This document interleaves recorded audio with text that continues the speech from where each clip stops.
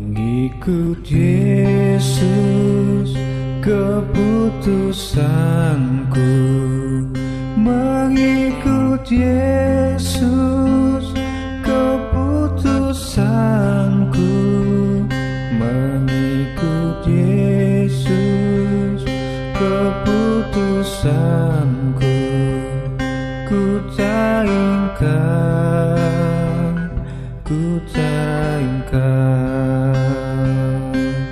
Salam sejahtera Bapak Ibu Jemaat GKI Sangkrah Solo yang saya kasihi. Apa kabar Bapak Ibu? Sehat semua ya Bapak Ibu? Mari kita sebelum merenungkan firman Tuhan, kita tunduk dalam doa. Mari kita berdoa. Bapa di surga, terima kasih Tuhan untuk penyertaan-Mu kepada kami hingga hari ini. Kami dapat mendengarkan kembali firman-Mu. Kami rindu Tuhan, pimpin kami untuk mengerti apa yang menjadi pesan Tuhan melalui firman-Mu ini pada hari ini. Dan dapat kami lakukan dalam kehidupan kami ya Tuhan. Terima kasih Bapa, pimpinlah kami semua siap mendengarkan sabda-Mu. Amin. Renungan hari ini tanggal 18 Maret 2024 diambil dari Injil Lukas pasal yang ke-9 ayat 57 hingga 62. Nah, pasal ini berjudul Hal mengikut Yesus. Hal mengikut Yesus ini, di pasal ini saya akan baca 3 bagian. Karena di sini melambangkan atau mengilustrasikan 3 orang yang mau mengikut Yesus. Ya, yang pertama, 2 ayat yang pertama menjadi satu tipe orang. Ya, tipe orang pertama mau ikut Yesus. Tipe orang kedua diajak oleh Yesus sendiri. Ya, tipe orang ketiga mau ikut juga. Jadi kita bahas mulai yang orang pertama ya. Kita baca perikopnya terlebih dahulu. Hal mengikut Yesus ayat 57. Ketika Yesus dan murid-muridnya melanjutkan perjalanan mereka, berkatalah seorang di tengah jalan kepada Yesus, "Aku akan mengikut engkau kemana saja engkau pergi." Ini satu orang pertama yang bilang dia mau ikut Yesus, ya kan? Ayat 57 itu. Ini luar biasa Bapak Ibu. Kenapa? Dia mau mengikut Yesus kok kemanapun kalau kita tidak membaca selanjutnya. Tapi Tuhan menjawab, ayat 58, Yesus berkata kepadanya, "Serigala mempunyai liang dan burung mempunyai sarang, tetapi anak manusia tidak mempunyai tempat untuk meletakkan kepalanya."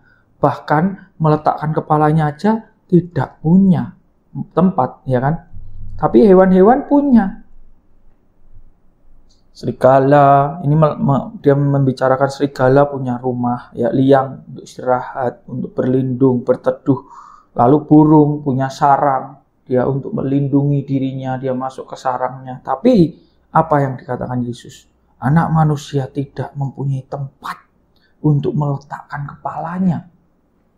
Bapak Ibu Saudara, kira-kira orang pertama ini mau ikut Yesus, kenapa? Ya, ini sungguh luar biasa orang pertama ini mau ikut Yesus, tapi pasti ada sebabnya. Kenapa Tuhan menjawab dengan perikop ini? Karena Tuhan sudah tahu apa yang orang pertama ini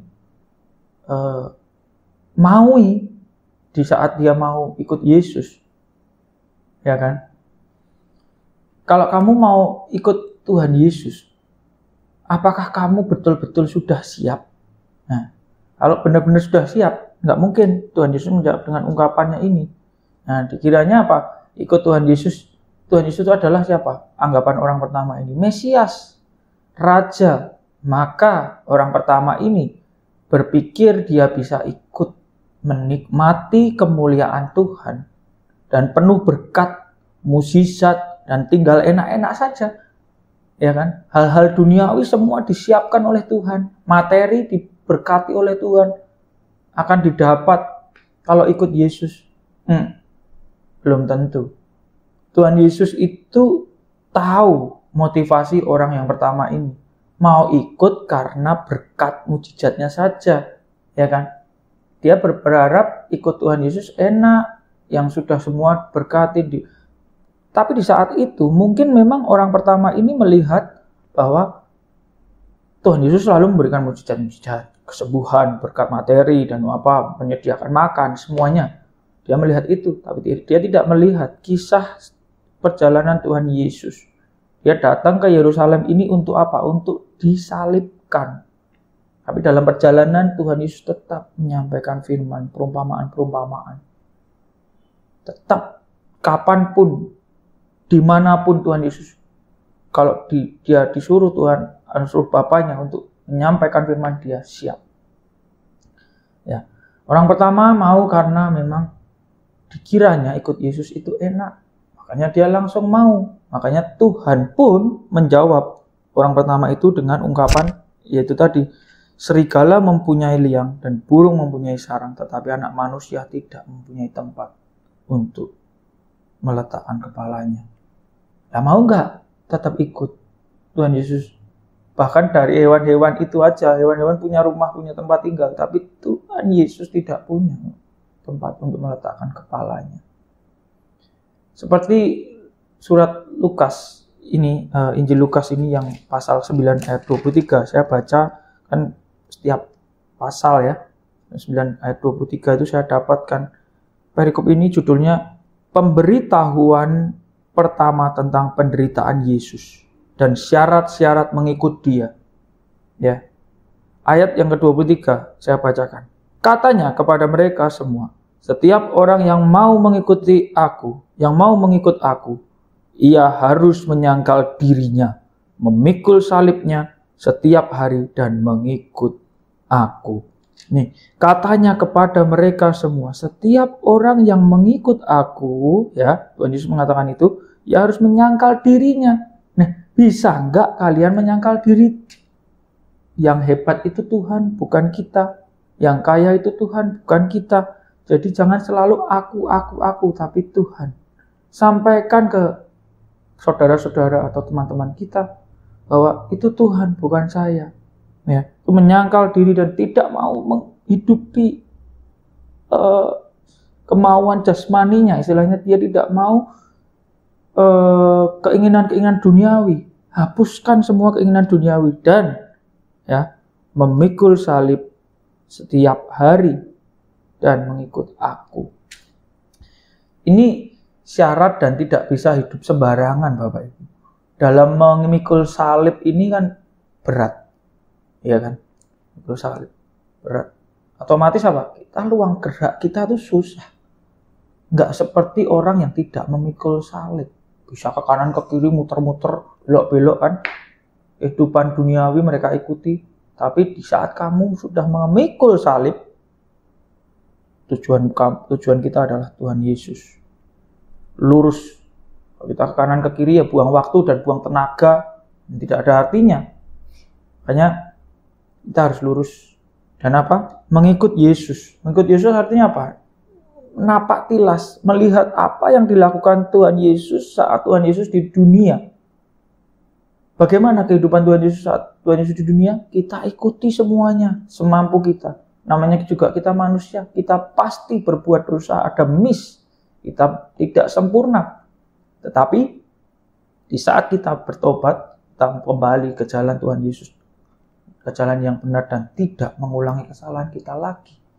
Keinginan-keinginan duniawi kita hapuskan. Seperti juga ada ayat lagi yang saya dapat dari suratnya Paulus di Filipi. Ya. Filipi 3 ayat 7 sampai yang ke-8. Ayat yang ke-7. Tetapi apa yang dahulu merupakan keuntungan bagiku, sekarang kuanggap rugi karena Kristus. Nah, tetapi apa yang dahulu sebelum dia ikut Tuhan Yesus ya, sebelum dia mengenal Tuhan Yesus, ya, itu keuntungan bagiku. Tapi sekarang kuanggap rugi karena Kristus. Karena setelah dia ikut Tuhan Yesus, duniawinya itu kemampuan dia semua itu rugi. Ya, ayat yang ke-8. Malahan segala sesuatu kuanggap rugi karena pengenalan akan Kristus Yesus, Tuhanku, lebih mulia daripada semuanya. Nah, ini jelas sekali. Malahan segala sesuatu kuanggap rugi karena pengenalan akan Kristus Yesus. Telah mengenal Yesus Tuhan, ya kan, lebih mulia daripada semuanya. Oleh karena dialah aku telah melepaskan semuanya itu dan menganggapnya sampah supaya aku memperoleh Kristus. Jadi keinginan-keinginan dan apapun godaan di dunianya kita saat ini, menurut Paulus dia sudah menyingkirkan semuanya, menganggap itu semua sampah supaya aku memperoleh Kristus. Jadi bisa fokus. Kalau ada gangguan kanan kiri, ya kamu nggak bisa fokus pada Tuhan Yesus, ya kan? Paulus mengikut Tuhan Yesus itu di karirnya paling puncak loh Bapak Ibu. Dia paling sukses di dunianya, di dunia logika, di dunia manusia. Dia itu udah top karirnya. Dia memutuskan untuk ikut Yesus. Apa yang di dunia dikejar orang itu justru sampah, kata Paulus, ya kan? Seperti tadi di ayat yang kita baca Filipi tadi. Nah, itu orang yang pertama, ya. Kita bicara bab yang pertama dari kitab Lukas ini tadi, ya. Lukas yang kita bahas 9 ayat 57 sampai 62. Nah, sekarang kita bahas lanjut ayatnya. Ini kita bahas orang yang kedua. Orang yang kedua ini diajak oleh Tuhan Yesus. Diajak loh Bapak Ibu. Jadi beda ya. Tadi yang pertama dia mau mengikut Yesus.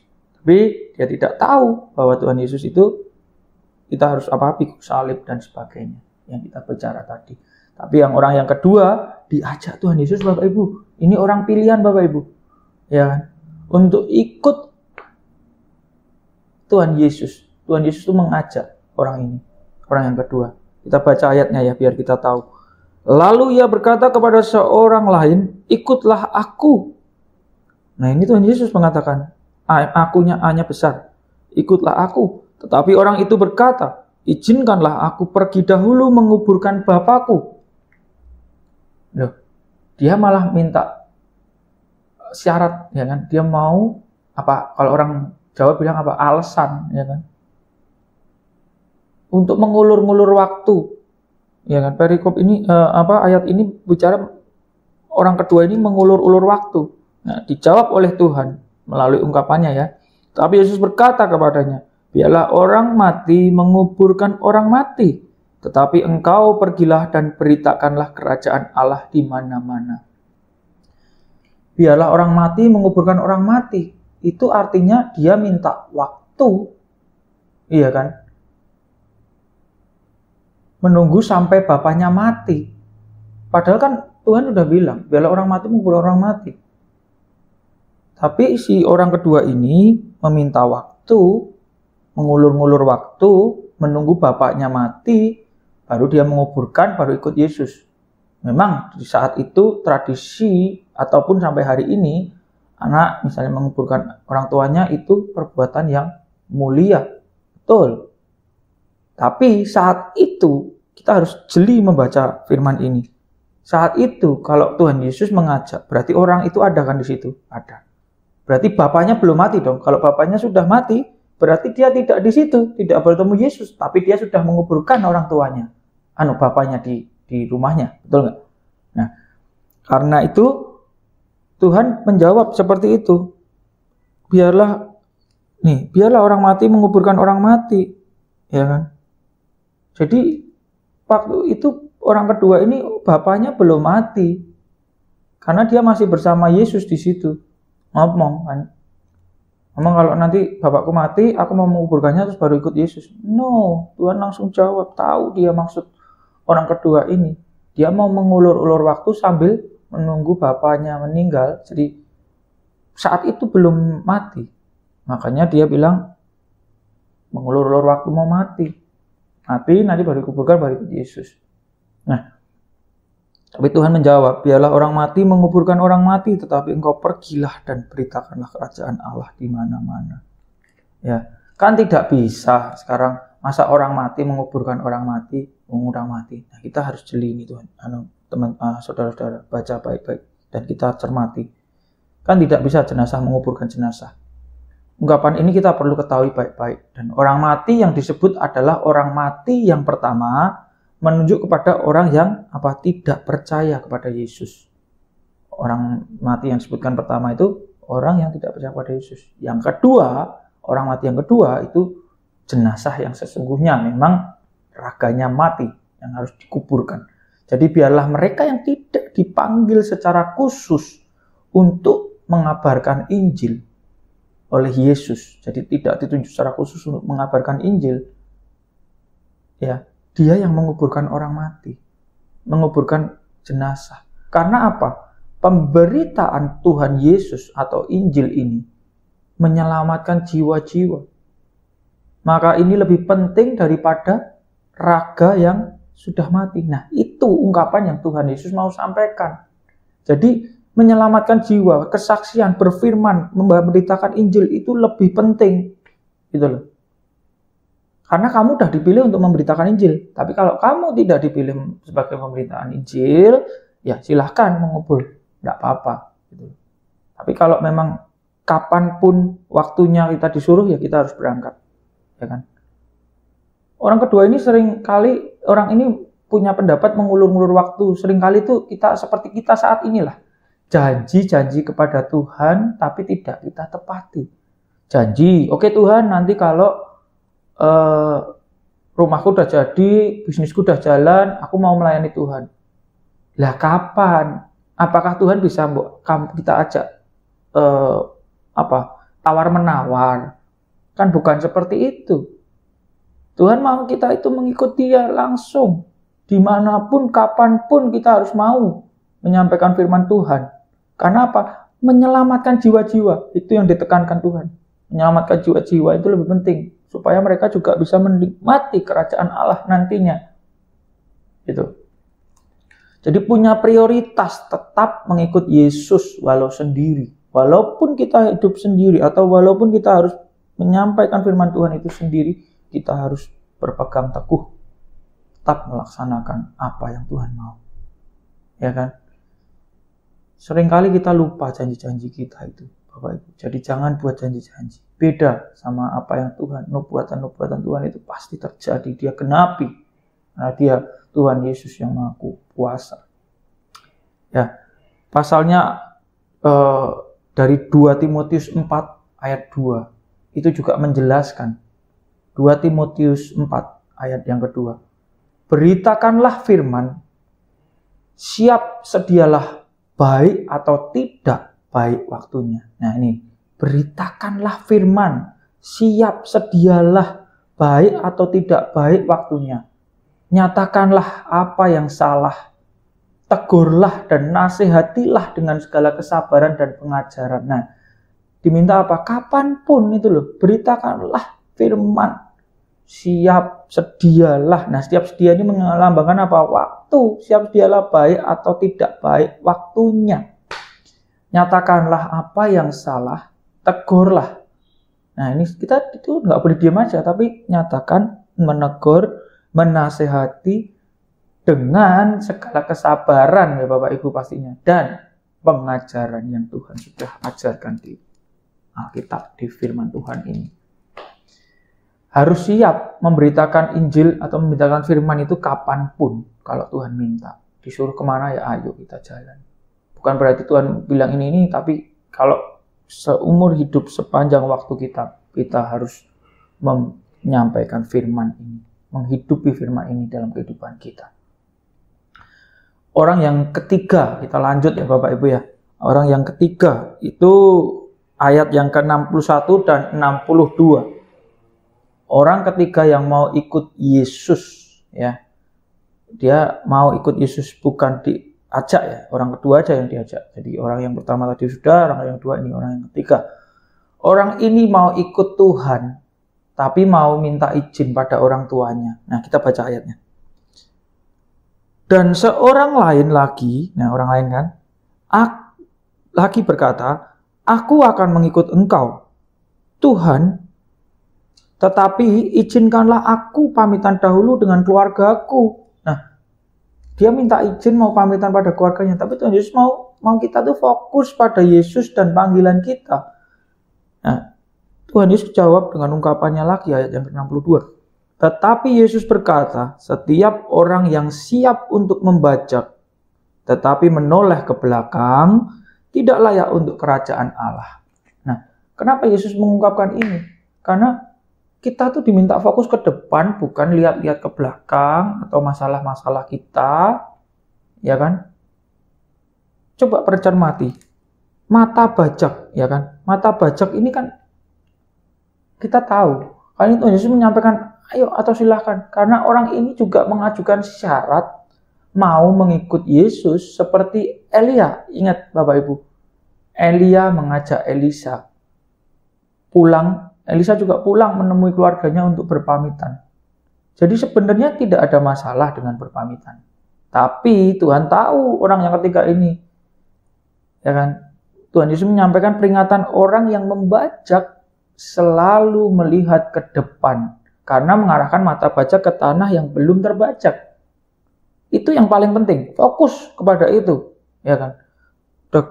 Kalau bajak tanah oleh ke belakang, ya belok ke kanan ke kiri, nggak tahu, karena nggak ada yang lihat ke depan, ya kan? Bapak Ibu nangkep ya poinnya ya. Jadi membajak, mata bajak itu untuk tanah yang belum dibajak. Kalau kita noleh ke belakang, dia belok ke bajak ke tanah yang sudah kita bajak sebelumnya, kan? Buang-buang waktu, buang-buang tenaga. Untuk apa? Iya kan? Kerajaan Allah ini menyangkut masa depan. Raga manusia akan mati. Lalu jiwa orang-orang yang percaya kepada Allah masuk ke kerajaan Allah. Ini kan sesuai ini. Tidak layak untuk ke kerajaan Allah. Kalau kamu masih toleh-toleh ke kanan ke kiri, ke belakang, ya kan? Kerajaan Allah ini menyangkut masa depan. Yang percaya kepada Allah masuk ke kerajaan Allah. Maka hidup dan hatinya mengarah ke kerajaan Allah masa depan. Dan menjalankan hidup seturut ajaran Yesus supaya layak masuk ke kerajaan Allah. Jadi kita fokus membajak tanah, ya kan? Mengikuti Yesus. Ya, sesuai ungkapan ini. Bapak Ibu ingat zaman kecil itu ada cerita mengenai kura-kura dengan kelinci yang balapan ya, adu cepat sampai ke garis finish. Bapak Ibu kira-kira yang menang yang mana? Kura-kura atau kelinci? Kura-kura ini pelan-pelan, dia lurus, pelan-pelan, tapi pasti langkah. Tapi disalip sama si kelinci. Nah, kelinci kan cepat tuh. Sampai tengah-tengah kelinci berhenti.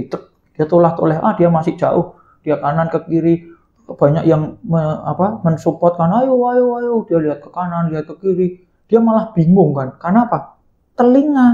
Telinganya si kelinci ini sangat peka. Jadi dia malah toleh-toleh mendengar apa yang dibicarakan. Tapi si kura-kura ini coba Bapak Ibu lihat. Lemak. Walaupun diomong, diteriakin, dia tetap jalan terus. Dan akhirnya apa? Justru malah yang menang kura-kura. Dia jalan terus pelan-pelan tapi maju. Tidak seperti kelinci, berhenti, lompat-lompat, berhenti, toleh. Dia malah lama, nggak sampai finish. Padahal di finish itu ada makanan. Nah, ada kerajaan surga yang sudah dijanjikan oleh Allah. Dianugerahkan kepada kita.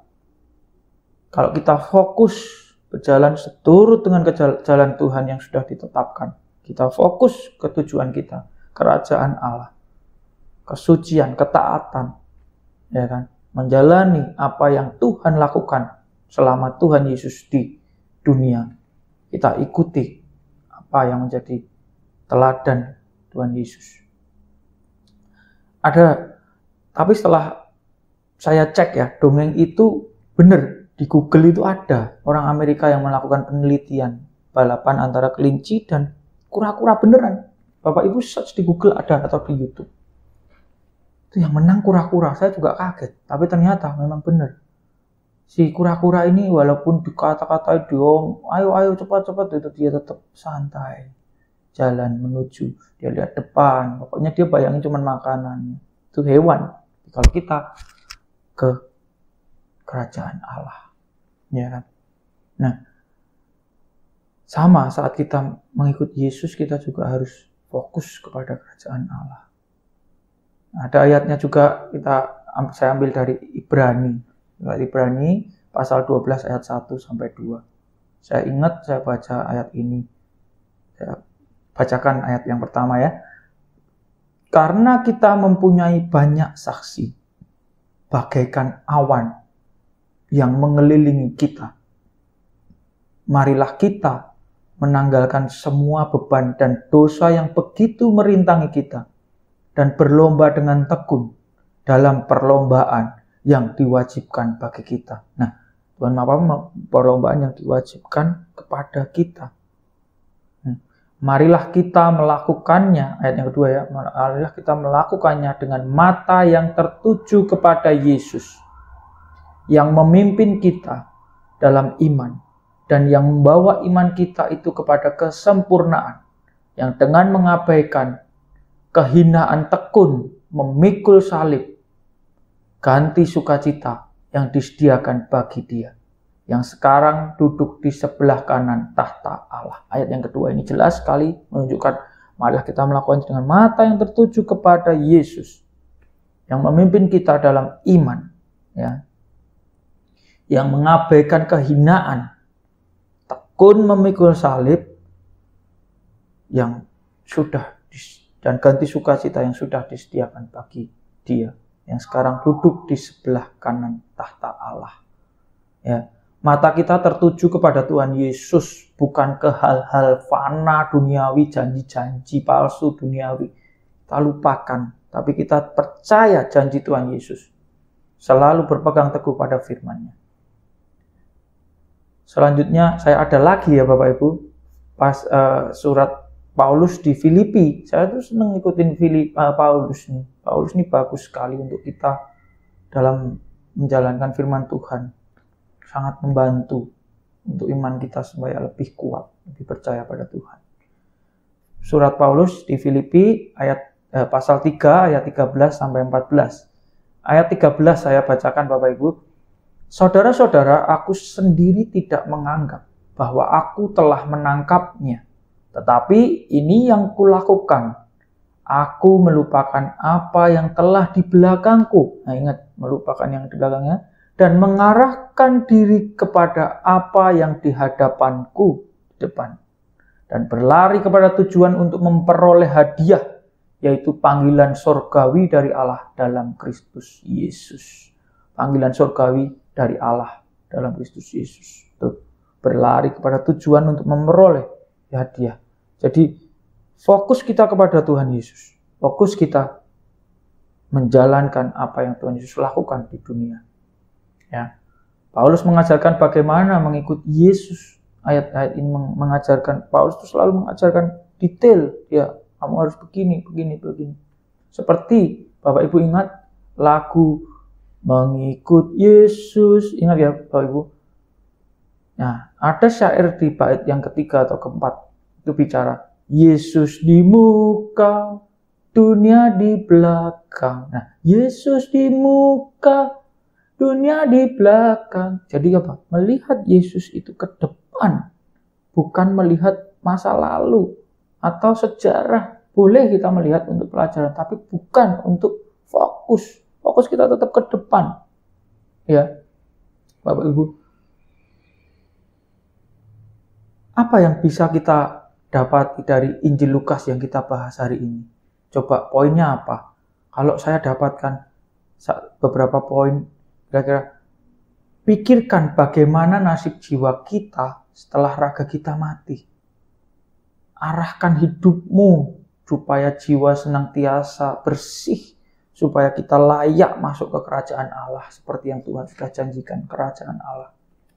Ya, di ayat yang terakhir. Karunia kerajaan Allah ini harus diberitakan supaya yang lain juga bisa masuk ke kerajaan Allah. Jadi apa yang kita rasakan, apa yang kita dapat dari firman ini kita praktek, kita boleh sharekan ke teman-teman, ya, supaya mereka juga, oh, kamu bisa merasakan ini, aku juga mau.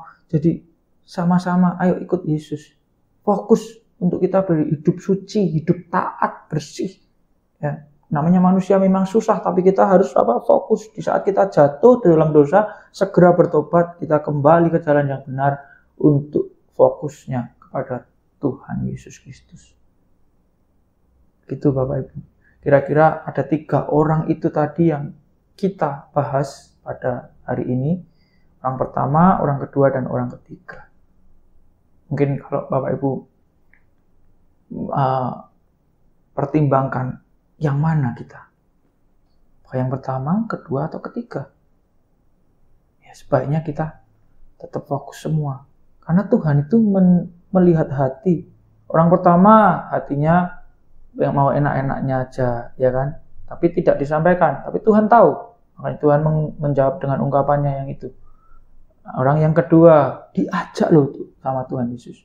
Tapi dia tetap punya syarat, punya alasan, punya janji untuk mengulur waktu. Ya kan? Tuhan nggak mau juga. Yang ketiga, fokusnya harus ke depan. Bajak tanah harus ke depan, tidak noleh ke belakang, berpamitan. Kalau secara harafiah pamitan boleh, Tuhan tidak melarang. Tapi Tuhan mengingatkan, jadi orang ketiga ini, Tuhan mengingatkan, fokusnya jangan pamitannya, tapi fokus membajak tanah lurus ke depan, tidak putar-putar balik. Nah, itu membuang-buang waktu kita. Ingat Bapak Ibu. Ya, saya mau sampaikan sedikit info untuk jadwal pada tanggal 24 Maret 2024. Itu kita melaksanakan ibadah Minggu Palma atau Minggu Palmarum, hari Minggu sebelum Paskah. Ya, ini adalah peringatan masuknya Yesus Kristus ke Yerusalem pada saat-saat menjelang penyalibannya. Peristiwa ini dianggap sebagai penggenapan nubuat-nubuat dalam Alkitab bahwa Mesias akan datang ke Yerusalem dan memulai tugasnya sebagai juru selamat manusia. Saya ingat Minggu Palma itu ada 2 poin yang saya ingat. Pohon palem pasti ada, dan karpet. Saat Tuhan Yesus mau masuk ke Yerusalem itu, orang Yerusalem pada membawa daun palma, mengibas-ibaskan dan melepas jubahnya untuk karpet Tuhan Yesus jalan. Ya, saya ingat sekali itu. Waktu kecil di sekolah minggu sering diberi cerita tentang Minggu Palma ini. Pohon palem itu dianggap sebagai simbol kemenangan dan kejayaan. Sementara karpet melambangkan kerendahan hati dan ketaatan. Nah, itu saya ingat sekali. Kedua simbol ini menggambarkan kepribadian Yesus Kristus sebagai seorang raja yang datang dengan rendah hati dan membawa kemenangan dan keselamatan bagi umat manusia. Ya Bapak Ibu, jangan lupa besok Minggu tanggal 24 Maret 2024 kita ibadah Minggu Palma ya. Jangan lupa membawa daun palem sebelumnya. Dan juga di tanggal 28 Maret 2024 kita merayakan menjalankan ibadah Kamis Putih. Ini merupakan sebuah momen untuk mengenang peristiwa di mana Yesus mendekati masa kematiannya. Ya, peringatan perjamuan terakhir yang dilakukan Yesus Kristus kepada murid-muridnya sekaligus membasuh kaki mereka. Bapak Ibu, Tuhan Yesus membasuh kaki mereka di saat perjamuan terakhir di hari Kamis. Besok ini ibadah kita. Ya. Dan tanggal 29 Maret Jumat Agung, kita merayakan ibadah Jumat Agung, dan juga 31 Maret 2024 kita ibadah Paskah. 2 peristiwa yang sangat penting bagi umat Kristiani di seluruh dunia ini. Jumat Agung adalah hari yang diperingati untuk mengenang kematian Tuhan Yesus Kristus. Sedangkan Paskah hari yang diperingati untuk mengenang kebangkitannya dari kematian. Ya, Bapak Ibu, kita harapkan Bapak Ibu juga bisa dapat menghadiri semua acara rangkaian Paskah ini, supaya menjadi berkat dimanapun kita berada. Amin. Mari kita tutup renungan hari ini pada dalam doa. Mari kita berdoa. Bapa di surga, Bapa yang baik, kami sungguh mengucap syukur Tuhan untuk berkat penyertaan-Mu kepada kami. Dalam renungan hari ini Tuhan, dari awal hingga akhirnya Engkau memberikan pelajaran-pelajaran kami mengenai orang-orang yang mau mengikut Engkau. Tipe 3 orang ini ya Tuhan. Orang yang pertama, orang yang kedua, dan orang yang ketiga. Tuhan, mampukan kami untuk menjadi orang yang fokus dan tidak menjadi orang yang pertama, tidak menjadi orang yang kedua, dan tidak menjadi orang yang ketiga, tapi menjadi anak-anak Tuhan yang percaya menjalankan firman-Mu, menjalankan perintah-Mu seturut dengan kehendak Tuhan, dan fokus kepada kerajaan Allah, tidak toleh-toleh kanan kiri, dan menjauhi hal-hal dunia yang tidak berkenan kepadamu. Terima kasih Bapa, kiranya Engkau juga pimpin kehidupan kami selanjutnya. Ya Roh Kudus, juga Engkau menyertai setiap kami, mampukan kami untuk memilah yang mana dan yang benar. Terima kasih Bapa, terima kasih. Kami serahkan seluruh doa ini ke dalam tangan. Dalam nama Tuhan kami Yesus Kristus kami sudah berdoa dan bersyukur. Amin. Terima kasih Bapak Ibu, semoga firman ini menjadi berkat, dan juga Bapak Ibu kami harapkan bisa menghadiri rangkaian acara gereja GKI Sangkerah Solo. Terima kasih Bapak Ibu, dalam salam hormat. Amin. Dunia di belakang, salib di depan. Dunia di belakang, salib di